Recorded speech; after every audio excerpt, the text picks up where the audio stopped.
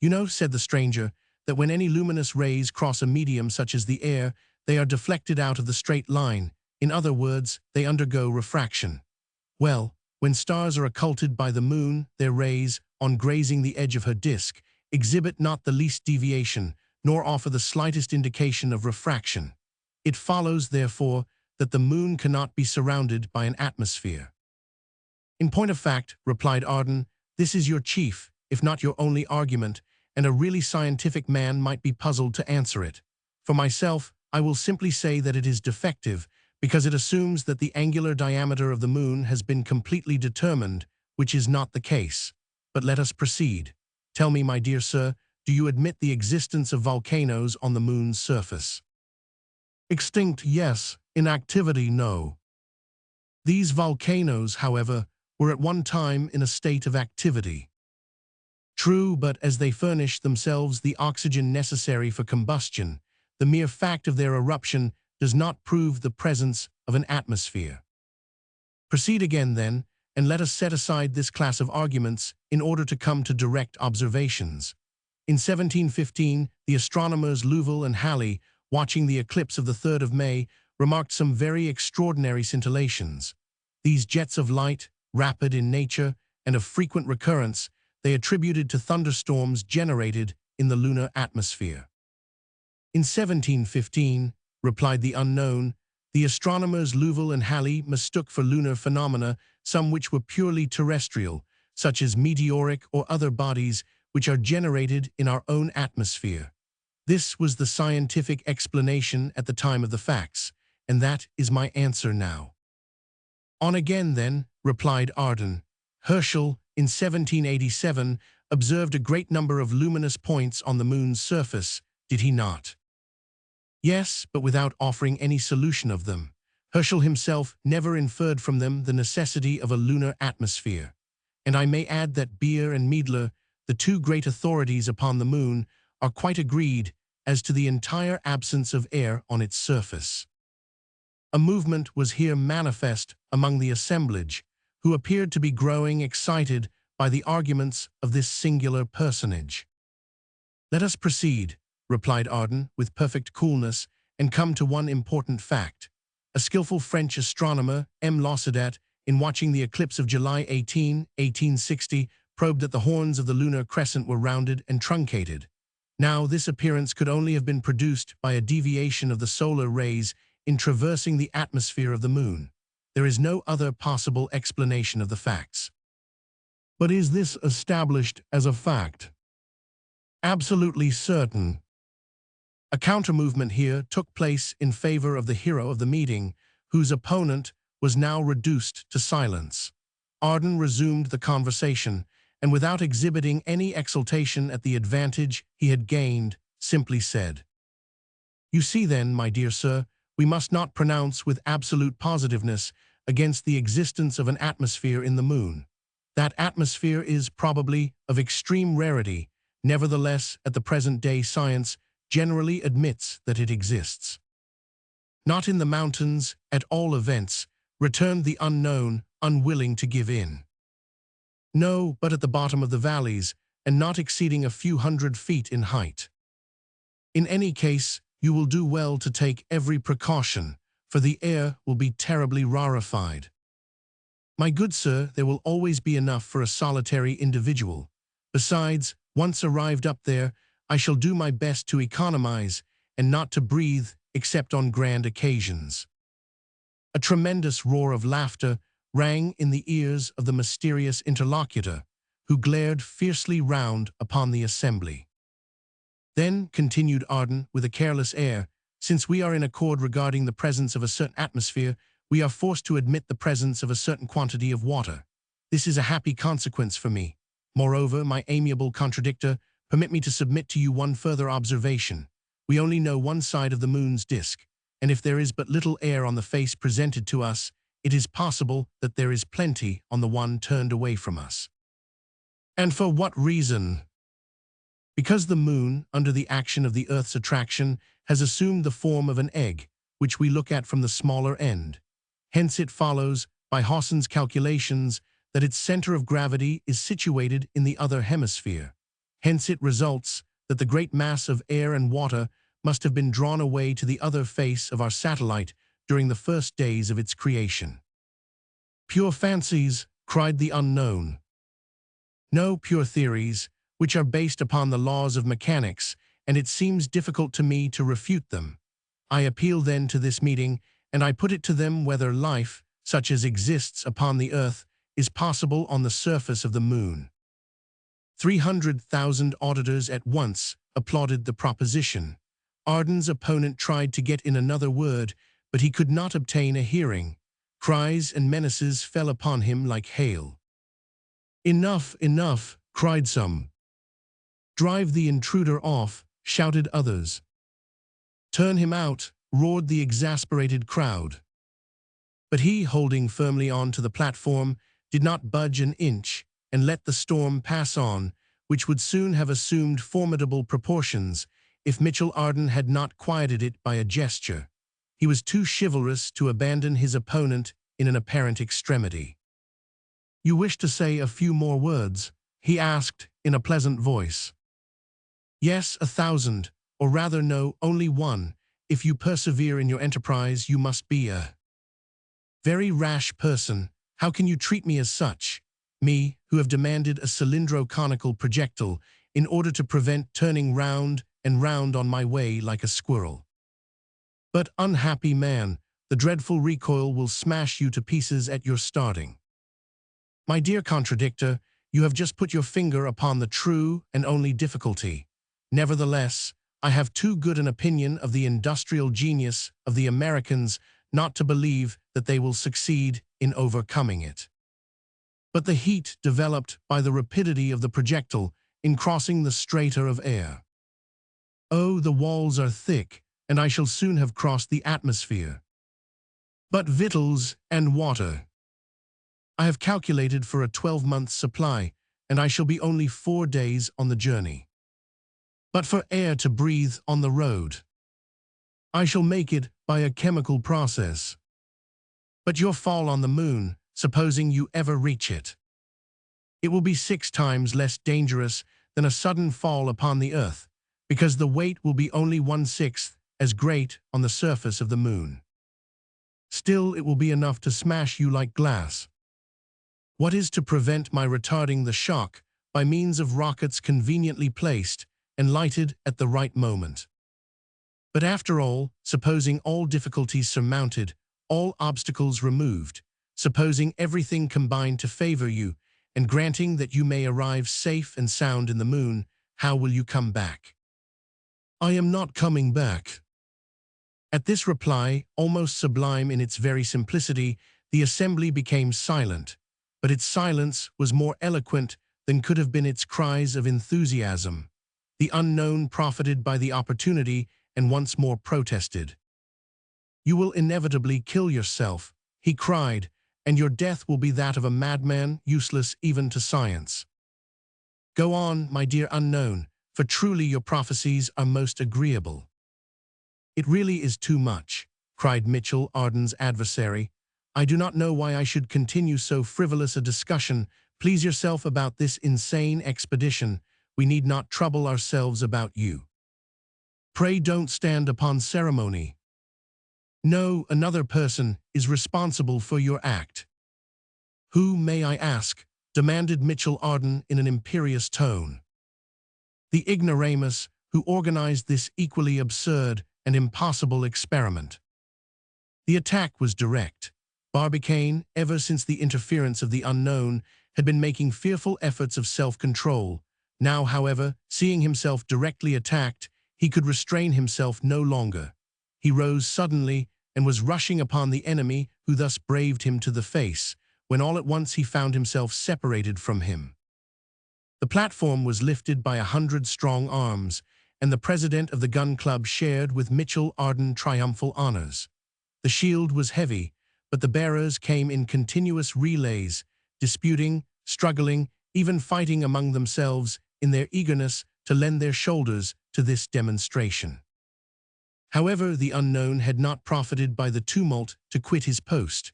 Besides, he could not have done it in the midst of that compact crowd. There he held on in the front row with crossed arms, glaring at President Barbicane. The shouts of the immense crowd continued at their highest pitch throughout this triumphant march. Mitchell Arden took it all with evident pleasure. His face gleamed with delight. Several times the platform seemed seized with pitching and rolling like a weather-beaten ship. But the two heroes of the meeting had good sea legs. They never stumbled, and their vessel arrived without dues at the port of Tampa Town. Mitchell Arden managed fortunately to escape from the last embraces of his vigorous admirers. He made for the Hotel Franklin, quickly gained his chamber, and slid under the bedclothes, while an army of 100,000 men kept watch under his windows. During this time, a scene, short, grave, and decisive, took place between the mysterious personage and the president of the Gun Club. Barbicane, free at last, had gone straight at his adversary. "Come," he said shortly. The other followed him on the quay, and the two presently found themselves alone at the entrance of an open wharf on Jones' Fall. The two enemies, still mutually unknown, gazed at each other. "Who are you?" asked Barbicane. "Captain Nicholl." "So I suspected. Hitherto chance has never thrown you in my way. I am come for that purpose. You have insulted me publicly, and you will answer to me for this insult at this very moment. No, I desire that all that passes between us shall be secret. There is a wood situated 3 miles from Tampa, the wood of Skersnaw. Do you know it?" "I know it." "Will you be so good as to enter it tomorrow morning at 5 o'clock, on one side?" "Yes, if you will enter at the other side at the same hour." "And you will not forget your rifle," said Barbicane. "No more than you will forget yours," replied Nicholl. These words having been coldly spoken, the president of the Gun Club and the captain parted. Barbicane returned to his lodging, but instead of snatching a few hours of repose, he passed the night in endeavoring to discover a means of evading the recoil of the projectile and resolving the difficult problem proposed by Mitchell Arden during the discussion at the meeting. Chapter 21. How a Frenchman Manages an Affair.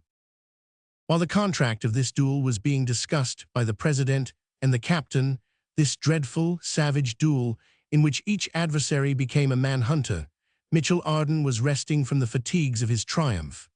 Resting is hardly an appropriate expression, for American beds rival marble or granite tables for hardness. Arden was sleeping then, badly enough, tossing about between the cloths which served him for sheets, and he was dreaming of making a more comfortable couch in his projectile when a frightful noise disturbed his dreams. Thundering blows shook his door. They seemed to be caused by some iron instrument. A great deal of loud talking was distinguishable in this racket, which was rather too early in the morning. "Open the door," someone shrieked. For heaven's sake! Arden saw no reason for complying with a demand so roughly expressed. However, he got up and opened the door just as it was giving way before the blows of this determined visitor. The secretary of the Gun Club burst into the room. A bomb could not have made more noise or have entered the room with less ceremony. "Last night," cried J.T. Maston ex abrupto, "our president was publicly insulted during the meeting. He provoked his adversary, who is none other than Captain Nicholl. They are fighting this morning in the wood of Skersnaw. I heard all the particulars from the mouth of Barbicane himself. If he is killed, then our scheme is at an end. We must prevent his duel, and one man alone has enough influence over Barbicane to stop him, and that man is Mitchell Arden." While J.T. Maston was speaking, Mitchell Arden, without interrupting him, had hastily put on his clothes, and in less than 2 minutes, the two friends were making for the suburbs of Tampa Town with rapid strides. It was during this walk that Maston told Arden the state of the case. He told him the real causes of the hostility between Barbicane and Nicholl, how it was of old date, and why, thanks to unknown friends, the president and the captain had, as yet, never met face to face. He added that it arose simply from a rivalry between iron plates and shot, and finally, that the scene at the meeting was only the long-wished-for opportunity for Nicholl to pay off an old grudge. Nothing is more dreadful than private duels in America. The two adversaries attack each other like wild beasts. Then it is that they might well covet those wonderful properties of the Indians of the prairies, their quick intelligence, their ingenious cunning, their scent of the enemy. A single mistake, a moment's hesitation, a single false step may cause death. On these occasions, Yankees are often accompanied by their dogs and keep up the struggle for hours. "What demons you are!" cried Mitchell Arden, when his companion had depicted this scene to him with much energy. "Yes, we are," replied J.T. modestly, "but we had better make haste." Though Mitchell Arden and he had crossed the plains still wet with dew, and had taken the shortest route over creeks and rice fields, they could not reach Skersnaw in under 5 hours and a half. Barbicane must have passed the border half an hour ago. There was an old bushman working there, occupied in selling faggots from trees that had been leveled by his axe. Maston ran toward him, saying, "Have you seen a man go into the wood, armed with a rifle? Barbicane, the president, my best friend." The worthy secretary of the Gun Club thought that his president must be known by all the world, but the bushman did not seem to understand him. "A hunter," said Arden. "A hunter, yes," replied the bushman. "Long ago." "About an hour's." "Too late," cried Maston. "Have you heard any gunshots?" asked Arden. "No. Not one." Not one. That hunter did not look as if he knew how to hunt. "What is to be done?" said Maston.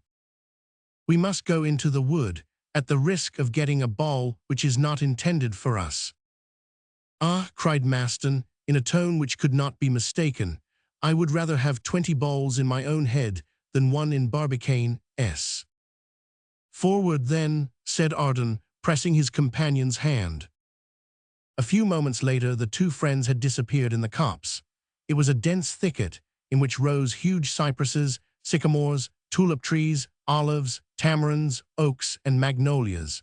These different trees had interwoven their branches into an inextricable maze, through which the eye could not penetrate. Mitchell Arden and Maston walked side by side in silence through the tall grass, cutting themselves a path through the strong creepers, casting curious glances on the bushes, and momentarily expecting to hear the sound of rifles.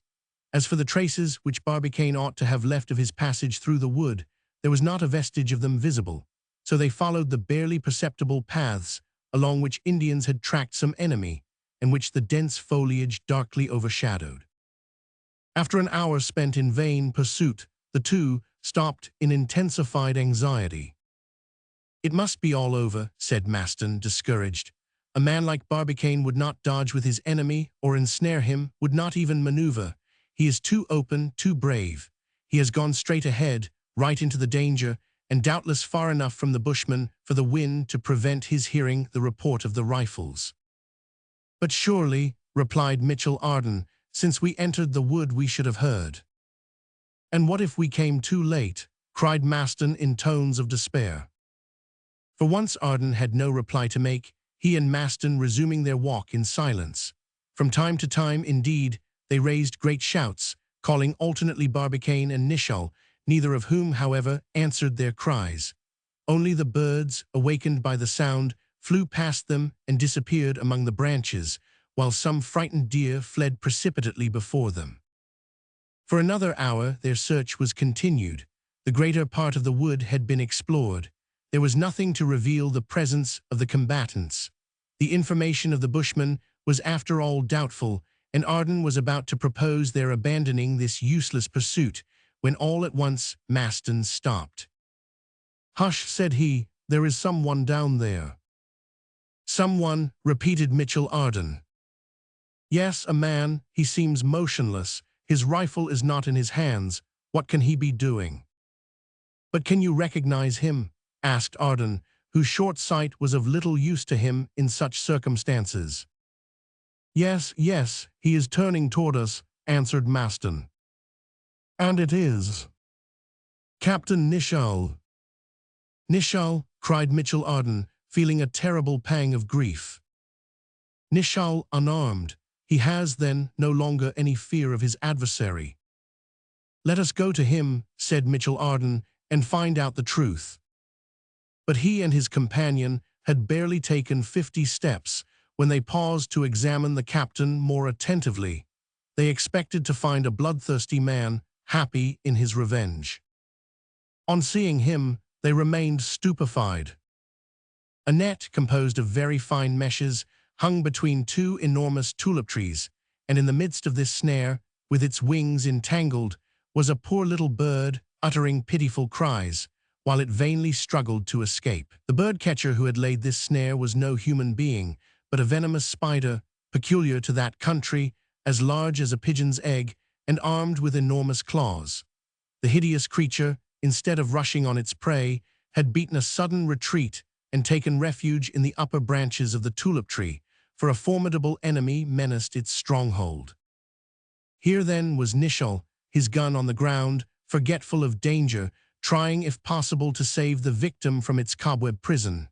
At last it was accomplished, and the little bird flew joyfully away and disappeared. Nishal lovingly watched its flight when he heard these words pronounced by a voice full of emotion. "You are indeed a brave man." He turned. Mitchell Arden was before him, repeating in a different tone, "And a kind-hearted one." "Mitchell Arden," cried the captain, "why are you here?" "To press your hand, Nishal, and to prevent you from either killing Barbicane or being killed by him." "Barbicane," returned the captain, "I have been looking for him for the last 2 hours in vain. Where is he hiding?" "Nishal," said Mitchell Arden, "this is not courteous. We ought always to treat an adversary with respect. Rest assured, if Barbicane is still alive, we shall find him all the more easily, because if he has not, like you, been amusing himself with freeing oppressed birds, he must be looking for you. When we have found him, Mitchell Arden tells you this, there will be no duel between you." "Between President Barbicane and myself," gravely replied Nishal, "there is a rivalry which the death of one of us." "Pooh, pooh," said Arden, "brave fellows like you indeed, you shall not fight." "I will fight, sir." "No." "Captain," said J.T. Maston with much feeling, "I am a friend of the President S, his alter ego, his second self. If you really must kill someone, shoot me. It will do just as well." "Sir," Nishal replied, seizing his rifle convulsively, "these jokes." "Our friend Maston is not joking," replied Arden. "I fully understand his idea of being killed himself in order to save his friend, but neither he nor Barbicane will fall before the balls of Captain Nishal. Indeed, I have so attractive a proposal to make to the two rivals that both will be eager to accept it." "What is it?" asked Nishal with manifest incredulity. "Patience," exclaimed Arden. "I can only reveal it in the presence of Barbicane." "Let us go in search of him then," cried the captain. The three men started off at once, the captain having discharged his rifle threw it over his shoulder and advanced in silence. Another half-hour passed, and the pursuit was still fruitless. Maston was oppressed by sinister forebodings. He looked fiercely at Nishal, asking himself whether the captain's vengeance had already been satisfied, and the unfortunate Barbicane, shot, was perhaps lying dead on some bloody track. The same thought seemed to occur to Arden, and both were casting inquiring glances on Nishal when suddenly Maston paused. The motionless figure of a man leaning against a gigantic catalpa 20 feet off appeared, half-veiled by the foliage. "It is he," said Maston. Barbicane never moved. Arden looked at the captain, but he did not wince. Arden went forward crying, "Barbicane, Barbicane!" No answer. Arden rushed toward his friend, but in the act of seizing his arms, he stopped short and uttered a cry of surprise. Barbicane, pencil in hand, was tracing geometrical figures in a memorandum book, while his unloaded rifle lay beside him on the ground. Absorbed in his studies, Barbicane, in his turn forgetful of the duel, had seen and heard nothing. When Arden took his hand, he looked up and stared at his visitor in astonishment. "Ah, it is you," he cried at last. "I have found it, my friend, I have found it." "What?" My plan. What plan? The plan for countering the effect of the shock at the departure of the projectile. Indeed, said Mitchell Arden, looking at the captain out of the corner of his eye. Yes, water, simply water, which will act as a spring. Ah, Maston, cried Barbicane, you hear also. Himself, replied Arden, and permit me to introduce to you at the same time the worthy Captain Nicholl. Nicholl, cried Barbicane, who jumped up at once. Pardon me, Captain, I had quite forgotten, I am ready. Mitchell Arden interfered, without giving the two enemies time to say anything more. Thank heaven, said he, it is a happy thing that brave men like you two did not meet sooner. We should now have been mourning for one or other of you. But thanks to Providence, which has interfered, there is now no further cause for alarm. When one forgets one's anger in mechanics or in cobwebs, it is a sign that the anger is not dangerous. Mitchell Arden then told the president how the captain had been found occupied.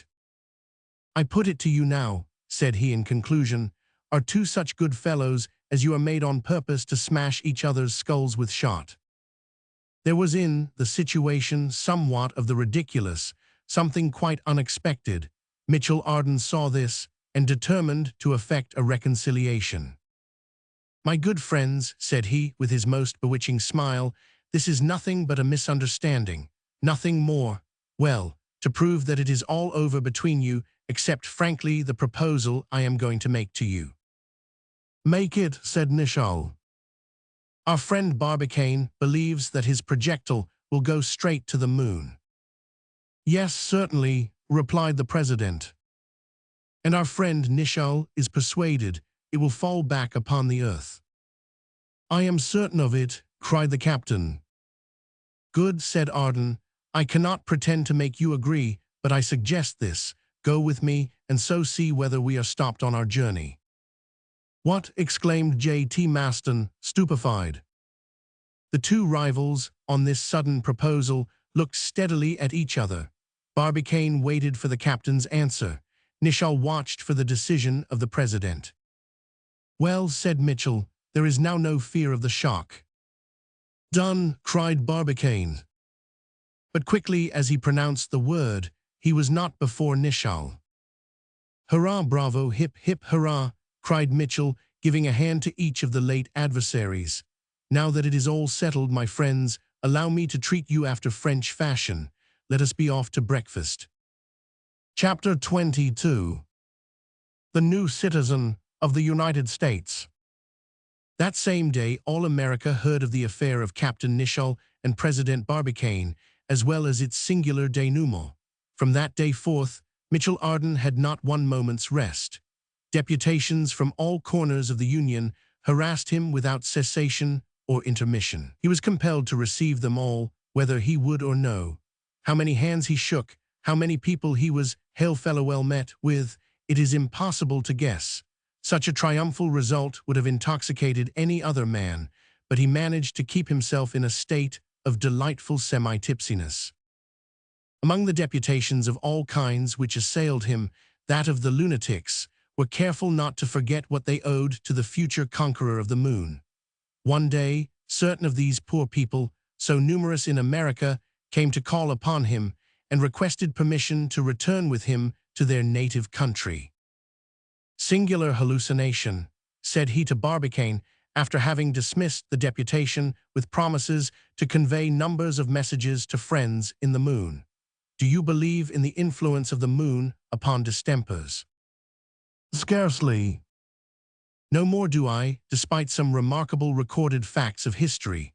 For instance, during an epidemic in 1693, a large number of persons died at the very moment of an eclipse. The celebrated Bacon always fainted during an eclipse. Charles Roman VI relapsed 6 times into madness during the year 1399, sometimes during the new, sometimes during the full moon. Gall observed that insane persons underwent an accession of their disorder twice in every month, at the epochs of new and full moon. In fact, numerous observations made upon fevers, somnambulisms, and other human maladies seem to prove that the moon does exercise some mysterious influence upon man. But the how and the wherefore, asked Barbicane. Well, I can only give you the answer which Arago borrowed from Plutarch, which is 19 centuries old. Perhaps the stories are not true. In the height of his triumph, Mitchell Arden had to encounter all the annoyances incidental to a man of celebrity. Managers of entertainments wanted to exhibit him. Barnum offered him $1 million to make a tour of the United States in his show. As for his photographs, they were sold of all size, and his portrait taken in every imaginable posture. More than 500,000 copies were disposed of in an incredibly short space of time. But it was not only the men who paid him homage, but the women as well. He might have married well 100 times over if he had been willing to settle in life. The old maids, in particular, of 40 years and upward, and dry in proportion, devoured his photographs day and night. They would have married him by hundreds, even if he had imposed upon them the condition of accompanying him into space. He had, however, no intention of transplanting a race of Franco-Americans upon the surface of the moon. He therefore declined all offers. As soon as he could withdraw from these somewhat embarrassing demonstrations, he went, accompanied by his friends, to pay a visit to the Columbiad. He was highly gratified by his inspection and made the descent to the bottom of the tube of this gigantic machine, which was presently to launch him to the regions of the moon. It is necessary here to mention a proposal of J.T. Maston's. When the secretary of the Gun Club found that Barbicane and Nicholl accepted the proposal of Mitchell Arden, he determined to join them and make one of a smug party of 4. So one day he determined to be admitted as one of the travelers. Barbicane, pained at having to refuse him, gave him clearly to understand that the projectile could not possibly contain so many passengers. Maston, in despair, went in search of Mitchell Arden, who counseled him to resign himself to the situation, adding 1 or 2 arguments ad hominem. "You see, old fellow," he said, "you must not take what I say in bad part, but really, between ourselves, you are in too incomplete a condition to appear in the moon." "Incomplete?" shrieked the valiant invalid. "Yes, my dear fellow, imagine our meeting some of the inhabitants up there. Would you like to give them such a melancholy notion of what goes on down here, to teach them what war is, to inform them that we employ our time chiefly in devouring each other, in smashing arms and legs, and that too on a globe which is capable of supporting 100 billions of inhabitants, and which actually does contain nearly 200 millions. Why, my worthy friend, we should have to turn you out of doors. But still, if you arrive there in pieces, you will be as incomplete as I am." "Unquestionably," replied Mitchell Arden, "but we shall not." In fact, a preparatory experiment, tried on the 18th of October, had yielded the best results and caused the most well-grounded hopes of success. Barbicane, desirous of obtaining some notion of the effect of the shock at the moment of the projectile's departure, had procured a 38-inch mortar from the arsenal of Pensacola. He had this placed on the bank of Hillsborough Roads in order that the shell might fall back into the sea and the shock be thereby destroyed. His object was to ascertain the extent of the shock of departure and not that of the return. A hollow projectile had been prepared for this curious experiment. A thick padding fastened upon a kind of elastic network made of the best steel lined the inside of the walls. It was a veritable nest, most carefully wadded. "What a pity I can't find room in there," said J.T. Maston, regretting that his height did not allow of his trying the adventure. Within this shell were shut up a large cat and a squirrel belonging to J.T. Maston, and of which he was particularly fond. They were desirous, however, of ascertaining how this little animal, least of all others subject to giddiness, would endure this experimental voyage. The mortar was charged with 160 pounds of powder, and the shell placed in the chamber. On being fired, the projectile rose with great velocity, described a majestic parabola, attained a height of about 1,000 feet, and with a graceful curve descended in the midst of the vessels that lay there at anchor. Without a moment's loss of time, a small boat put off in the direction of its fall. Some divers plunged into the water and attached ropes to the handles of the shell, which was quickly dragged on board. 5 minutes did not elapse between the moment of enclosing the animals and that of unscrewing the cover lid of their prison. Arden, Barbicane, Maston, and Nicholl were present on board the boat and assisted at the operation with an interest which may readily be comprehended. Hardly had the shell been opened when the cat leaped out, slightly bruised, but full of life, and exhibiting no signs whatever of having made an aerial expedition. No trace, however, of the squirrel could be discovered. The truth at last became apparent. The cat had eaten its fellow traveler. J.T. Maston grieved much for the loss of his poor squirrel, and proposed to add its case to that of other martyrs to science. After this experiment, all hesitation, all fear disappeared. Besides, Barbicane's plans would ensure greater perfection for his projectile and go far to annihilate altogether the effects of the shock. Nothing now remained but to go. 2 days later, Mitchell Arden received a message from the President of the United States, an honor of which he showed himself especially sensible. After the example of his illustrious fellow countryman, the Marquis de Lafayette, the government had decreed to him the title of Citizen of the United States of America. Chapter 23. The Projectile Vehicle. On the completion of the Columbiad, the public interest centered in the projectile itself, the vehicle which was destined to carry the three hardy adventurers into space. The new plans had been sent to Breadwill & Co. of Albany with the request for their speedy execution.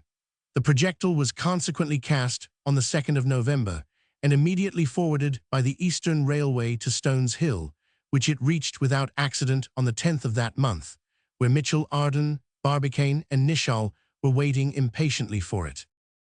The projectile had now to be filled to the depth of 3 feet with a bed of water, intended to support a watertight wooden disc, which worked easily within the walls of the projectile.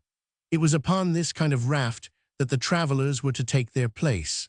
This body of water was divided by horizontal partitions, which the shock of the departure would have to break in succession. Then each sheet of the water, from the lowest to the highest, running off into escape tubes toward the top of the projectile, constituted a kind of spring, and the wooden disc, supplied with extremely powerful plugs, could not strike the lowest plate except after breaking successively the different partitions. Undoubtedly, the travelers would still have to encounter a violent recoil after the complete escapement of the water, but the first shock would be almost entirely destroyed by this powerful spring. The upper parts of the walls were lined with a thick padding of leather, fastened upon springs of the best steel, behind which the escape tubes were completely concealed.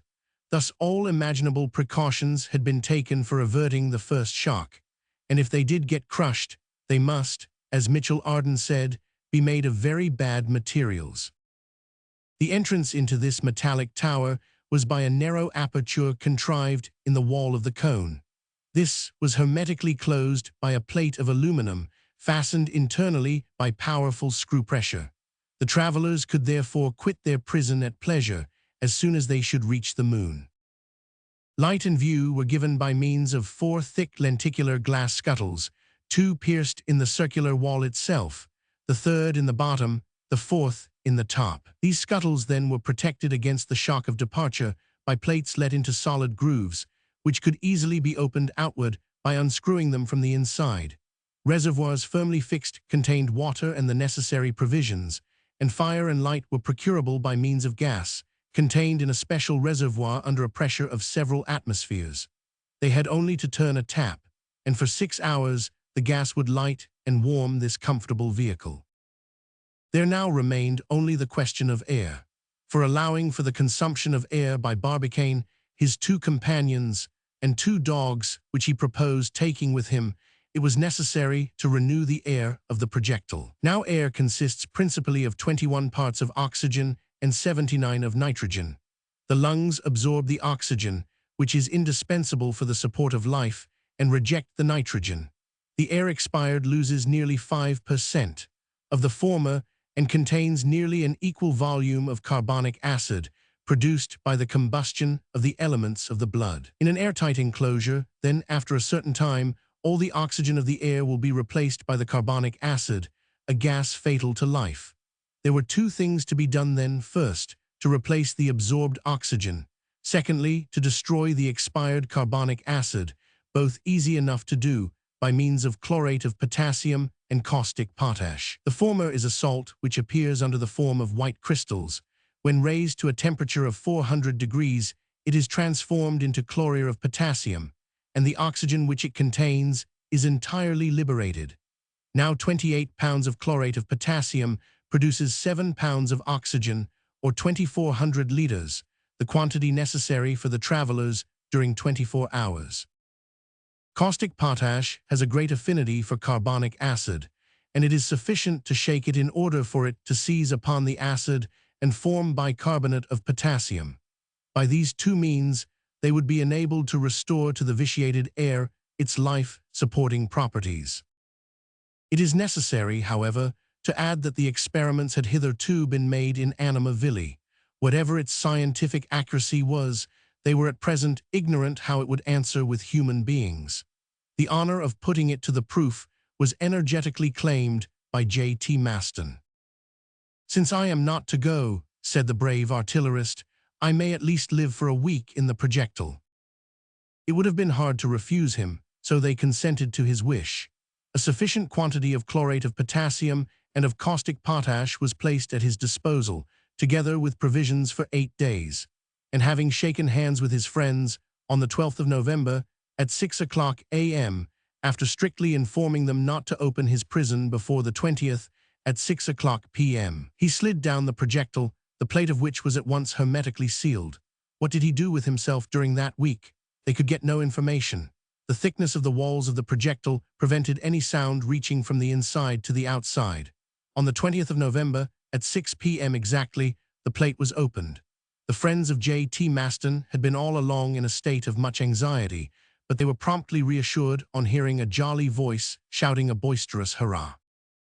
Presently afterward, the secretary of the gun club appeared at the top of the cone in a triumphant attitude. He had grown fat. Chapter 24. The Telescope of the Rocky Mountains.